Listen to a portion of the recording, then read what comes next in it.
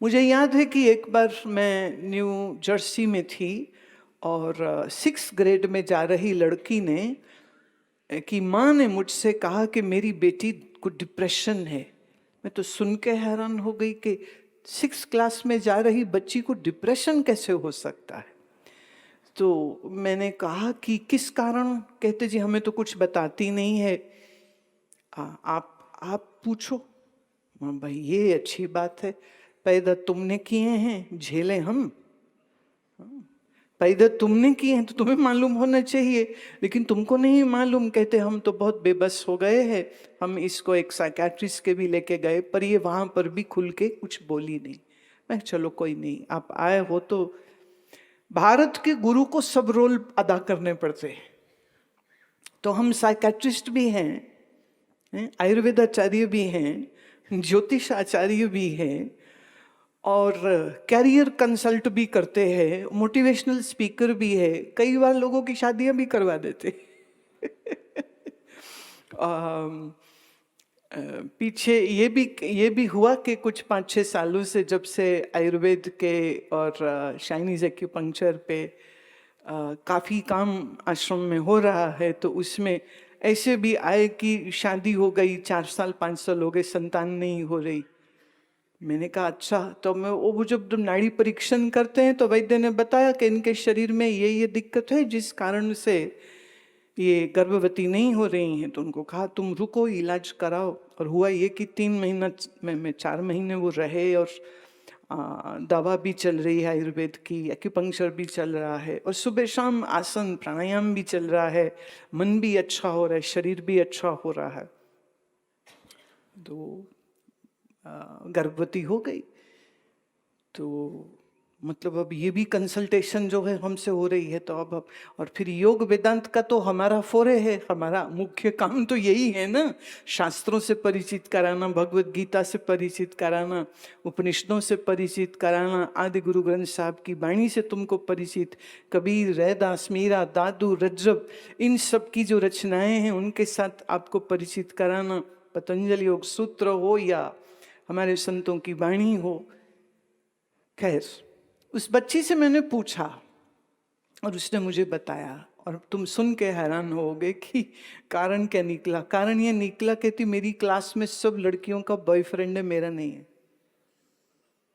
6th standard की बात कर रही हूं मैं। 6th स्टैंडर्ड में जा रही लड़की को इस बात से इतनी निराशा हो गई कि खाना पीना छूट गया, स्कूल में नंबर खराब आ रहे हैं, परफॉर्मेंस ठीक नहीं हो रही है, रोती रहती है, खाना नहीं खाती, रात को सो नहीं पाती। 6ठी क्लास में जा रही को चिंता किस बात की हो रही है। तो जब ये मैंने बात सुनी तो मैंने कहा भाई, जो श्रीमद् भागवत में कलयुग के लक्षण कहे गए हैं, उनमें से एक लक्षण ये भी है कि समय से पहले जवानी के जोश आ जाएंगे, समय से पहले दैहिक सुख की इच्छा जो है वो लड़के और लड़की में आनी शुरू हो जाएगी। और तुम उसका एक दूसरा प्रमाण जो मैं तुमको देती हूँ कि अब ये फिर आयुर्वेद की दृष्टि से और जो लेटेस्ट मेडिकल फील्ड में ये ऑब्जर्वेशन पाई गई कि एक समय पर कन्याओं को माहवारी 16 साल की उम्र में होती थी। अब ये जिनकी कोई पड़नानी अगर है तो वो उनसे पूछ सकते हैं कि उनकी माहवारी कब शुरू हुई थी। वो 16 होती थी, धीरे धीरे 15 पे आई, 14 पे आई, 13 पे आई, अभी 11 साल की उम्र में। उसके पीछे एक बहुत बड़ा कारण तुम्हारा प्रदूषित भोजन है। मुझे नहीं मालूम कि सरकारें ऐसा क्यों कर रही हैं, पर सरकारें तो पेस्टिसाइड पर सब्सिडी देती है। और खरीदो जहर, डालो सब्जियों में, डालो गेहूं में, डालो तुम इसको गन्ने में, और जहरीला खाना जब वही हम तुम लोग सब खाएंगे तो बताइए कैसे स्वस्थ रह सकते हैं।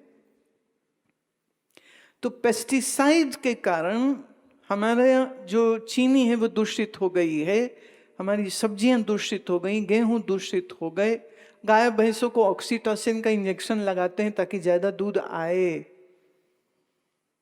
और इसकी वजह से कन्याओं में रजस्वला होने की उम्र कम होती जा रही है। आपको सुन के हैरत होगी कि कुछ केसेस 9 साल की उम्र में भी पाए गए हैं। लड़की को भी, बच्ची है, उसको भी कुछ समझ मालूम नहीं है, लेकिन उनके शरीर भी इस तरह से बदल रहे हैं। तो जब ये परिवर्तन एक कन्या के शरीर में हो रहे हैं, तो ऐसे ही परिवर्तन लड़कों के शरीर में भी हो रहे हैं। इसीलिए कम आयु में हार्मोनल इम्बैलेंस और पीसीओडी की समस्या बहुत भारी होती चली जा रही। और जैसे जैसे शरीर बदलता है वैसे वैसे मन बदलता जाता है। जैसे जैसे मन बदलता जाता है तो जो इच्छाएं एक 16 या 15 साल की आयु में जाकर के आनी चाहिए थी, वो उससे बहुत पहले शुरू हो जाती है। और फिर उस पर सबके पास फोन है, और फोन पढ़ाई के लिए शायद माँ बाप ने दिया होगा, लेकिन अभी फोन पढ़ाई के अलावा और बहुत सारी चीज़ों के काम आता है, जिसके कुछ खराब नतीजे निकलते हैं। लेकिन अफसोस इस बात का है कि मैं देखती हूँ माँ बाप खुद अपने बच्चों को वो फ़ोन पकड़ाते हैं कि फ़ोन में तुम गेम खेल लो, हमारा सिर मत खाओ, हमको पार्टी बाजार शॉपिंग जो करना है करने दो, बार बार हमको मत पूछो। और ये लगा दिया, या तो टेलीविज़न लगा दिया या तो मोबाइल फ़ोन दे दिया, और बच्चे उसको देखते हैं। और फिर वो सब कुछ देखेंगे जो उस उम्र में उनको नहीं देखना चाहिए। और फिर यहाँ से समस्याओं का एक लंबा चौड़ा चिट्ठा जो है वो खुलना शुरू हो जाता है। मैं फिर कह दूं, मनुष्य की नैसर्गिक इच्छा सुख पाने की है, ये सबके अंदर होती है। मनुष्य की इच्छा प्रेम पाने की होती है, और सबकी दृष्टि में सम्मान पाने की भी सहज से होती है, और उसमें कोई दोष नहीं है, उसमें कोई बुराई नहीं है। लेकिन हर चीज़ का एक समय, एक ढंग, एक तरीका होता है। जब वो ढंग नहीं होगा, जब वो तरीका नहीं होगा, तो फिर समस्याएं बढ़ जाती हैं। तो पहली चिंता का कारण है तुलना करना। पहले तुलना होती है कपड़ों की, जेवरों की, फिर तुलना होनी शुरू हो जाती है पैसे की। और माफ़ करना, फिर ये तुलना करने की बीमारी तो 80 साल का हो जाए तब भी ख़त्म नहीं होती है। तब भी वो देखता है कि मेरे भाई के पास 50 करोड़ हैं, तो मेरे पास 70 होने ही चाहिए। मेरे भतीजों के पास इतना रुपया, इतनी ज़मीन, इतनी दुकानें, इतनी फैक्ट्री, इतने खेत हैं, तो मेरे पास उससे ज़्यादा ही होना चाहिए। तो दूसरे को नीचा दिखाने के लिए, अपने आप को आगे बढ़ाने के लिए, हम चिंता का ये जो रोग है वो अपने मन को लगा के बैठ जाते हैं। तुलना सबसे बड़ी बीमारी है। प्रकृति में ये हम अगर ध्यान से देखें तो सूर्यमुखी का फूल कभी ये नहीं सोचता है कि मैं कमल का फूल क्यों नहीं हूं।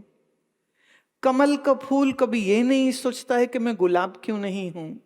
गुलाब कभी ये नहीं सोचता है कि मैं मोतिया क्यों नहीं हूं।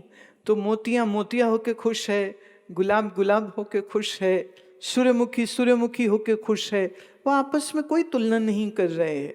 अब आप कह सकते हैं कि उसके पास बुद्धि नहीं है, प्रकृति ने उसे बुद्धि नहीं दी तो वो सोचेगा कहाँ से। बिल्कुल सही। तो हुजूर आपके पास जो बुद्धि दी है वो तुलना करने के लिए तो नहीं दी थी ना।